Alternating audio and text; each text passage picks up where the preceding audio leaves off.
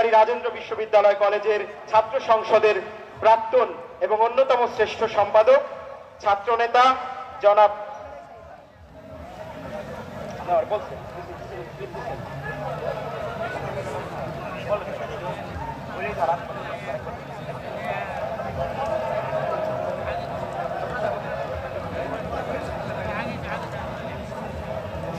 যার আয়োজনে আজকের এই অনুষ্ঠান তাকে আমরা জানাচ্ছি ধন্যবাদ।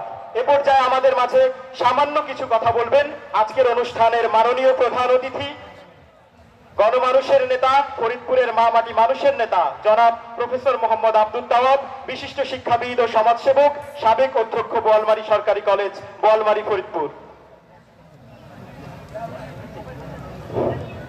নাহমাদুহু ওয়া নুসাল্লি আলা রাসূলিহিল কারীম, আম্মা বা'দ।